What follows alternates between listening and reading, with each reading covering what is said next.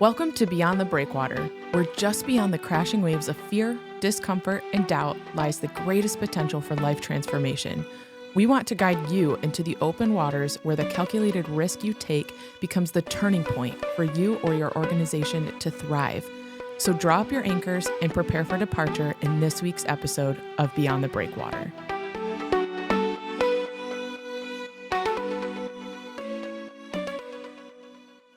All right, welcome back to another episode of Beyond the Breakwater. I am Lyndsay, and this is Ed, and today we wear green. Yeah, Lyndsay, this has been really fun, and I think today's going to be a really fun conversation. Mm-hmm. Yeah, what are we talking about today? Well, we're going to talk about faith, and I think it's so important that we really address the topic because maybe just because of all the things that are going on in our world, in our neck of the woods up here, the faith required, to just walk with God and to move forward with God. Mm-hmm. And I just thought it would be a great conversation that we would just have together as we talk about this. And what does it mean to have faith? What does it mean for a church to have faith? And how does a church in faith move forward with God? Yeah, and I think we're taking a little bit of a different spin on this. I know we've talked briefly about things like this before in a different light. We've talked about faith and fear, and we've talked about kind of discerning. How do you discern things and move forward in faith? But I think this is going to be a little bit different of a conversation because it is just looking solely at that faith piece, not out of fear and being motivated by that aspect, but just like faith and trust in God. Is that right? Yeah, I would agree with you. And I think this is going to be hard. We're going to walk a line because faith oftentimes can just slide over into fear. Mm-hmm. Like, I'm afraid to do this because faith means I'm trusting in something that I really don't know how it's going to turn out. God does. I don't know. I'm following his lead. And when you're following and you don't really know how to do this or where it's going to go or where it's going to wind up, there's a little bit of fear that goes along with that. But we don't want to focus on the fear side of it. But I would imagine even in our conversation, we're going to slide right into fear. And then we're going to have to come back across the line and say, no, let's make it about faith, not about fear. But I think we would be doing a disservice to say that they're really not interconnected. Mm-hmm. And I think it's which one are we going to focus on, like two sides of a coin, same coin, but boy, you have faith and you have fear always together. Mm-hmm. Yeah. I'm having a hard time already discerning the difference and knowing the difference. So it should be interesting. But I guess what prompted you to want to have this discussion about faith today? I think what prompted me is that God is leading us to keep moving forward. As God moves us to keep moving forward, a lot of faith is required. Mm-hmm. And so I wanted to go back and typically when I'm wrestling with something, I want to go back. What does God say about it? Can I find something? And of course, there's the faith chapter, which is Hebrews chapter 11. So let me start there. Sure. Because I think that's really a good place for us to go. So Hebrews 11:1 says this: faith is confidence in what we hope for, and assurance about what we do not see. This is what the ancients were commended for. We look at the Bible, and it's filled with so many stories. Mm-hmm. If you think about all the different people that did different things, and we'll read through some of them in just a few minutes here, but if we think about the faith required from the people in the Bible that we are like, wow, that's incredible. I want to have the same faith. Mm-hmm. That requires the unknown. Mm-hmm. That requires, I don't really know, Abraham, I don't really know where I'm going. God didn't say, this is where you're going to wind up. He just said, follow me, and I'll lead you. Mm-hmm. So he had to just go, but he really didn't know the where or what to do. And every day, every step, it's just like, am I going in the right direction? Am I going in the right direction? And only God knew what the outcome was going to be. Mm-hmm. And so I would imagine there was some fear in there. But if faith is the assurance about what we do not see, that means we're going in a place that we can't see how it's going to turn out. So what is directing you at that point? I hope it's God. Yeah. And I think that's the hard part about faith. That's really, it is hard because it's how are you taking steps forward? If you can't see the thing that you're aiming for, I guess. So what has that looked like in your life specifically? Well, I think for what I'm talking about now, without going into detail about it, it's just I can see an outcome, but I don't know how to get there. Mm-hmm. And so it's almost like Abraham being told, you're going to go to the land of Canaan, but he's never traveled before. I mean, if you've never traveled outside of your city, I'm surmising he didn't. But if he didn't know where the land of Canaan was and he didn't really know how to get there, he didn't know where to go. So he might have, even if God said, this is where you're going, all right, how do I get there? Because I've never been this way before. And there are stories of the Israelites when Joshua led them across the river. God said, you've never been this way before. And so they were to follow God. And so you're following blindly. And I think sometimes God is like, okay, just follow me. And you go, I really think I know where you're going. But it doesn't mean you're going there, because in any dream, God may say, well, I just wanted you to dream that so that you could start that dream, but we're going to make a right turn. And it's not going to be at all what you thought, but I had to do that so that you would take the step. So it's listening, it's following, and it's what you can't see. And especially, you don't know the outcome. Yeah. So are there any more examples in Hebrews 11? Because it was talking about, it mentioned the ancients were commended for it. So the ancients being people like Abraham, Moses, Noah, right? Okay. Yeah, but you know what's amazing? It starts with God. By faith, we understand that the universe was formed at God's command, so that what is seen was not made out of what was visible. There was nothing visible. And God created it with a word. And I think it's kind of interesting because he starts almost with himself with this faith thing. You know, that we are asked to believe that God did this with a word, that this is what God is capable of. This is what God did. So that when he talks a little bit more to the level that we can understand, I'm going to skip ahead a little bit in Hebrews 11. By faith, Noah, when warned about things not yet seen, in holy fear, see, it's also based on fear, in holy fear built an ark to save his family. By faith, he condemned the world and became heir of the righteousness that is in keeping with faith. And I love that, because when Noah was told to go build this ark, he had no plans. God told him how big, how wide, to make it. It took 100 years. So imagine waking up every day and you're like, I have faith it's going to rain when I get done with this. What if the rain comes early? See, it's not fear-based. But he had to keep building day after day, believing that this is what God wanted him to do. I would imagine there was opposition. I thought there was. Isn't there like people who came and they kind of questioned why he was doing what he was doing? Well, I don't know that for sure, but imagine what it would be today if we tried to build something like that. For 100 years. Cities would come down on us and say, hey, you need permits to do this. Pushing through the way that he kept pushing through, because he believed something to be true because God said it. I think I would be doubting my discernment in that too, if for 100 years every day I was working on building this ark and there wasn't a drop of rain that came, or maybe there was and you're like, is this going to be it? Nope. Could this be it? Nope. And so it's like, okay, am I actually doing what God told me to do? And I had a mentor tell me once, what was the very last clear thing you heard from God to do? What was the last clear direction you received from him? Now do that with everything you've got until he gives you the next clear step. And so I think that's what I'm seeing here is he told Abraham, go. He told Noah, build. And they went with that direction because that was the last clear thing that they saw.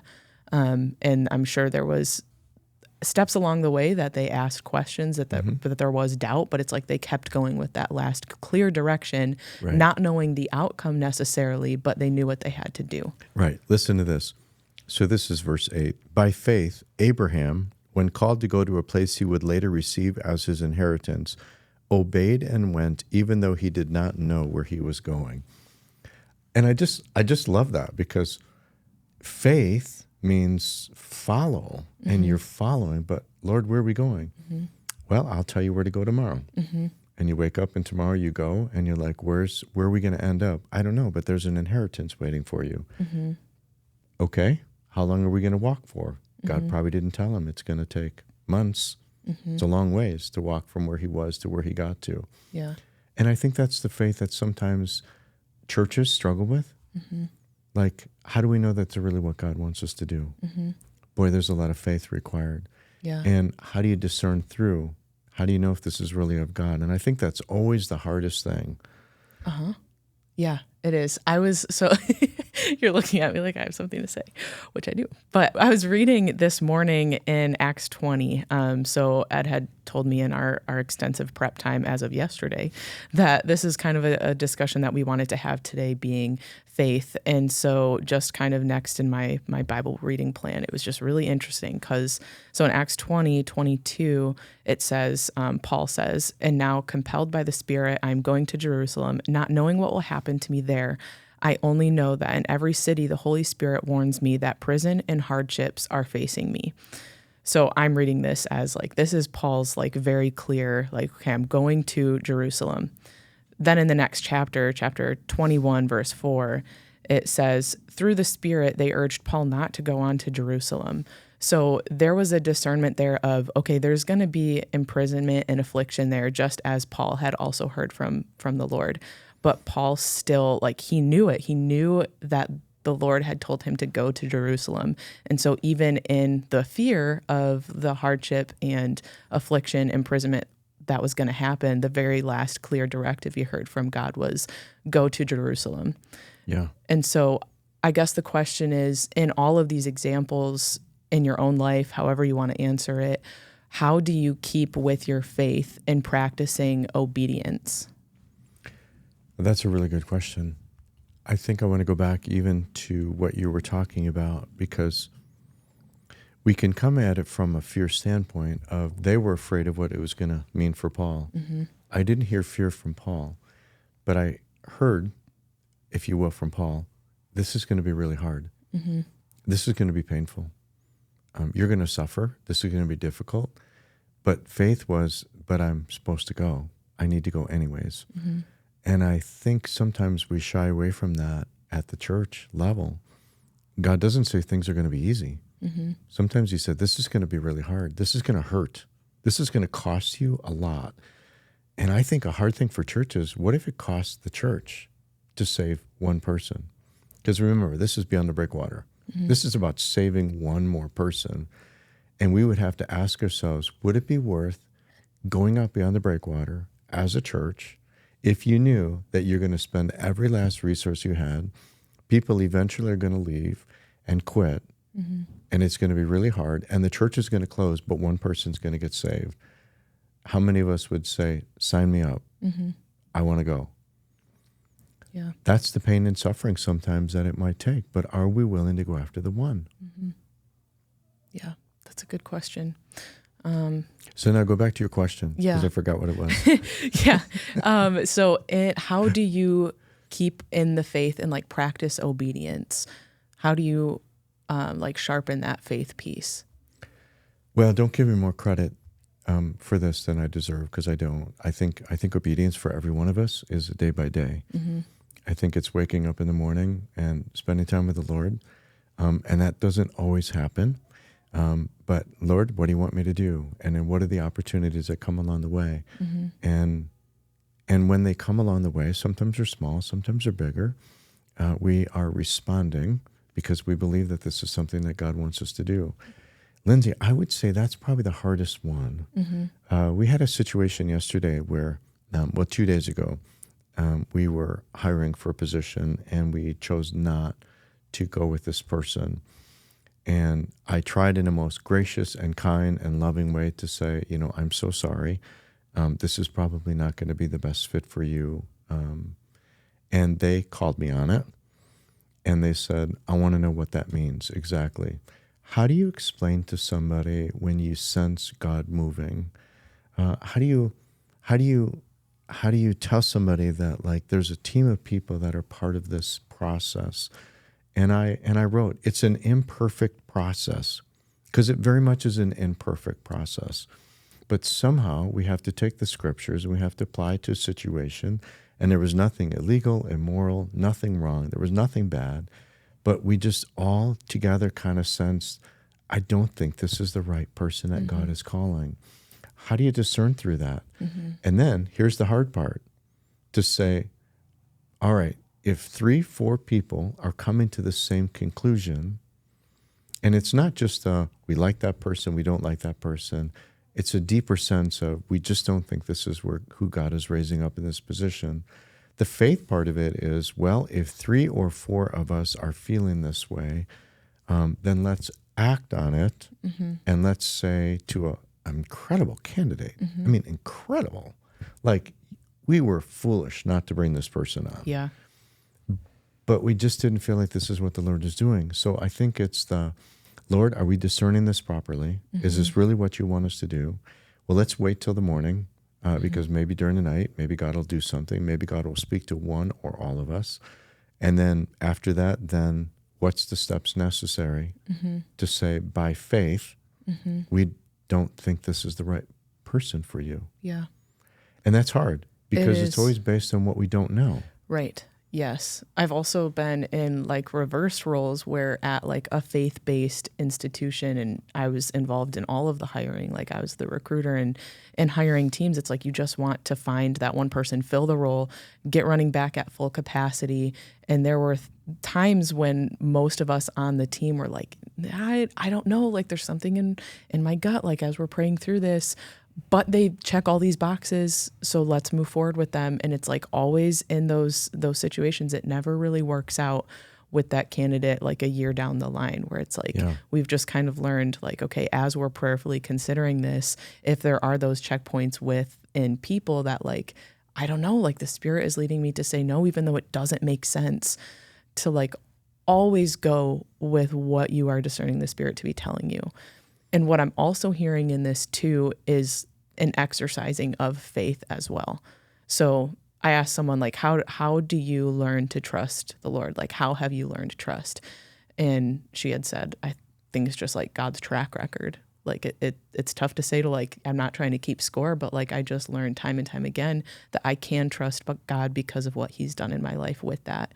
But if you have never put your trust and your faith in the Lord to give him a shot at that track record, then it's like, how will you ever have a faith that allows you to move forward in the things that God is asking of you? Yeah, well, let's apply this just a little bit. So in my role, because of these various ministries, I've been in the role of employer as well, of hiring people.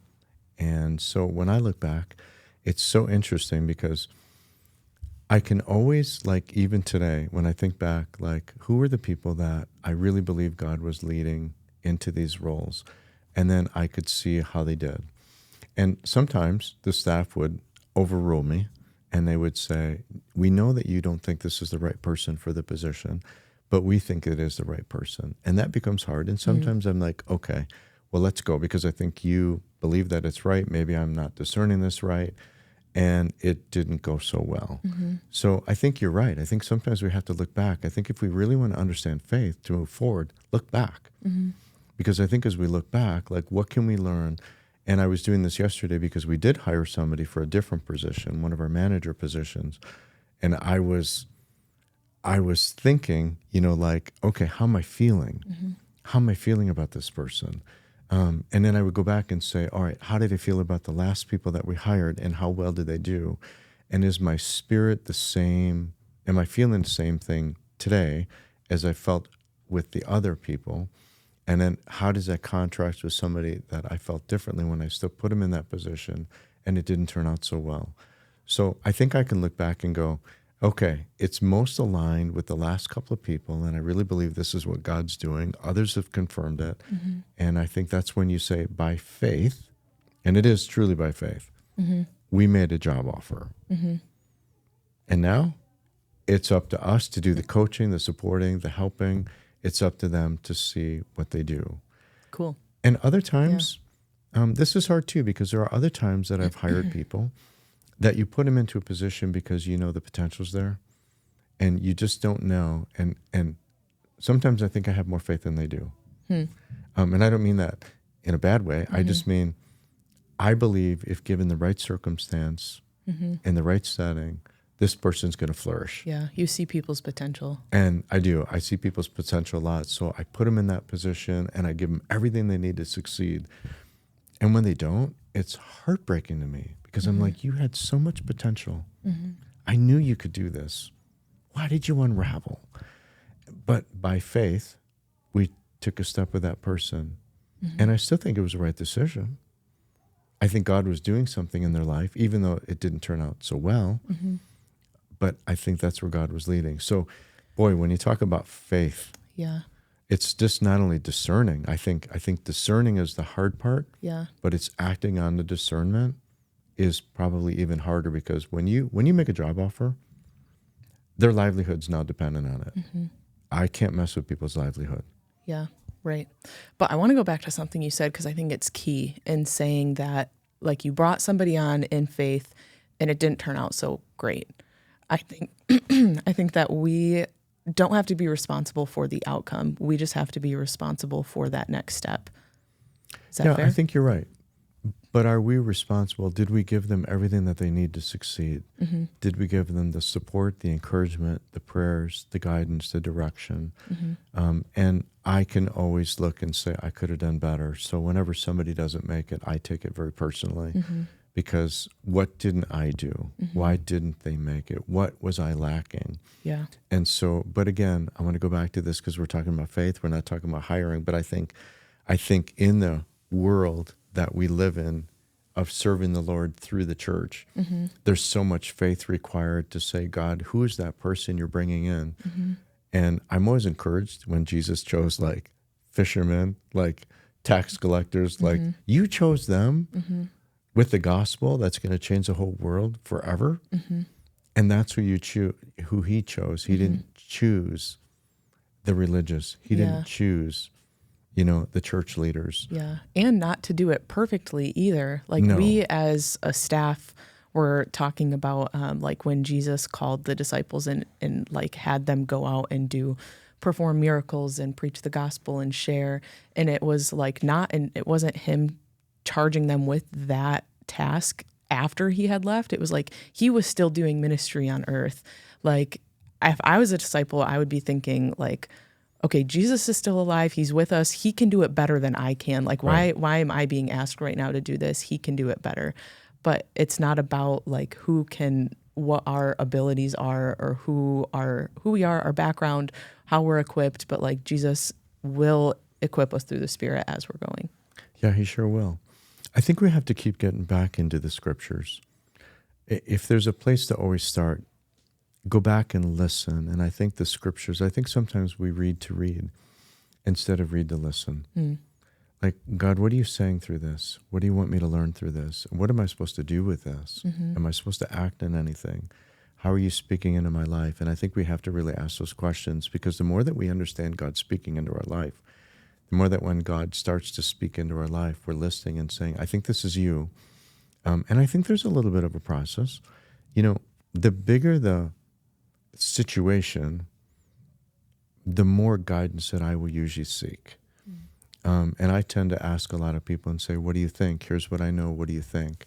And bring them along. And as long as everybody's kind of speaking the same thing, like seeing the same thing, it's fairly easy. The hard part is when you start to get all these diverse opinions when you ask. And then it's really hard, because it's like, Lord, what am I supposed to do? Do you want me to just listen to your voice, or am I supposed to listen to all these other voices? Are you speaking to them? Are you not speaking through them? Discernment, it's probably the best thing. I think faith and discernment go hand in hand. Yeah. But there's more. There's more in this Hebrews chapter 11. So let me read. This is now verse 17. By faith, Abraham, when God tested him, offered Isaac as a sacrifice. He who had embraced the promises was about to sacrifice his one and only son, even though God had said to him, it is through Isaac that your offspring will be reckoned. Abraham reasoned that God could even raise the dead, and so in a matter of speaking, he did receive Isaac back from death. So think about the situation here that God says, you're going to have a child, and he's going to be very fruitful. And then God says, now give him back to me before he's had any kids, and take his life. He just gave up his whole future. He gave up everything. Yeah. And when you're over 100 years old, it's not like, oh, just have another child. I mean, he's over 100 at this point. So I think there's even times that God gives us the dream, and then we have to sacrifice it. And that's a whole nother hard thing, that God gives us a dream, and we're like, okay, this is what I'm supposed to do. And sometimes God says, give it back to me. And that's kind of what he did to Abraham. Give me your dream. But God, you said, give me your dream. Okay, here's my son Isaac. And then Abraham had that faith to say, well, if you're taking Isaac, then somehow you're going to have to give him back to me. Mm-hmm. And he didn't understand it. Mm-hmm. But because he didn't understand it didn't mean he didn't act. And I think that's a key for us.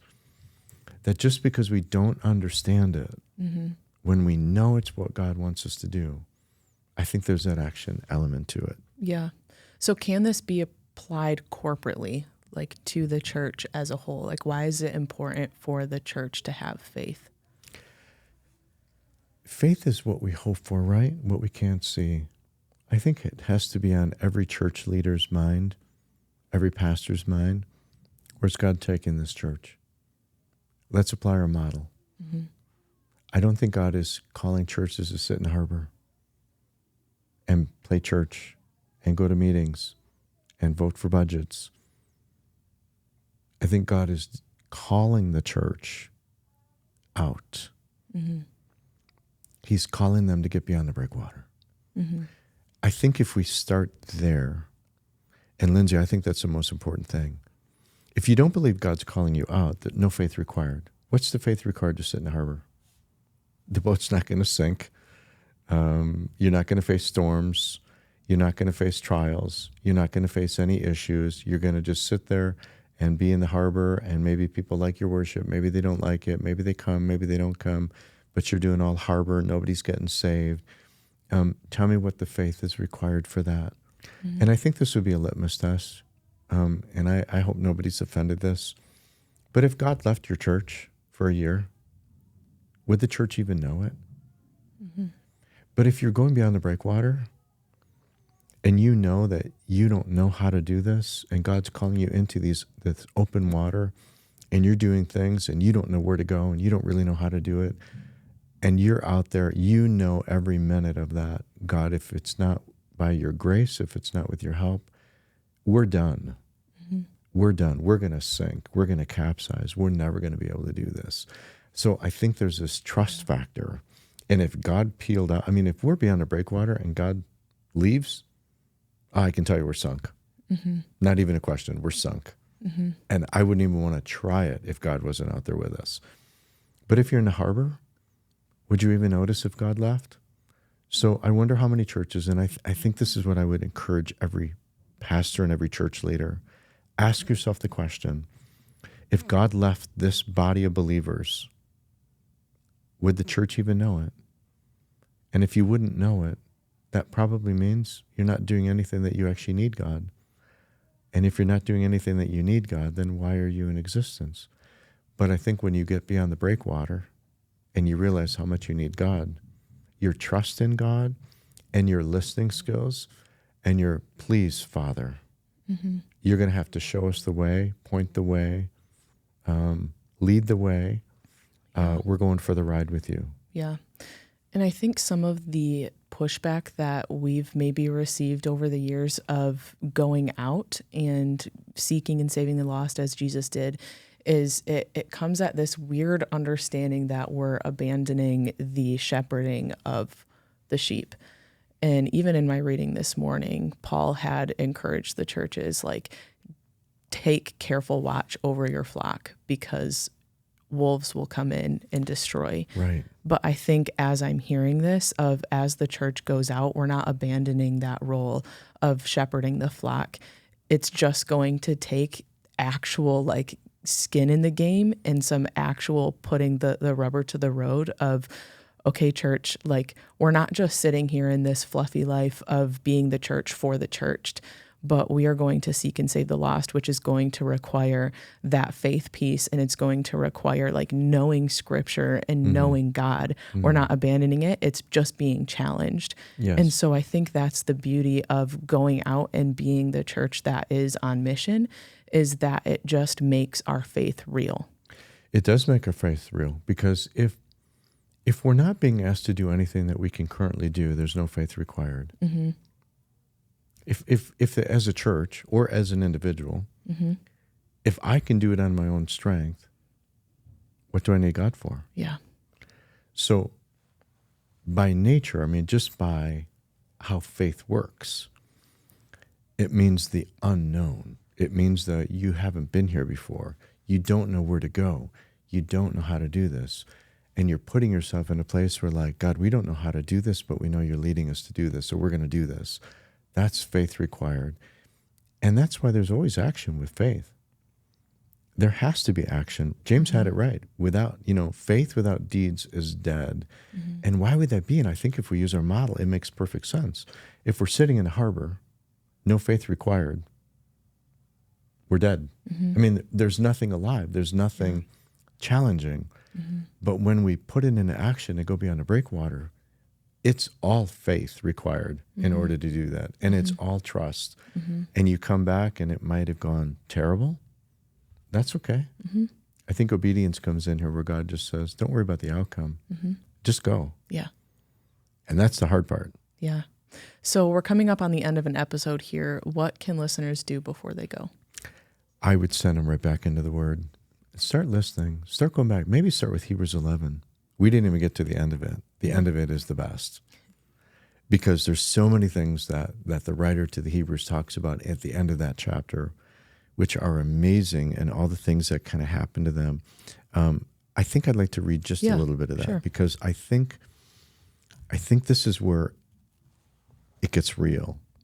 And what more shall I say? I don't have time to tell about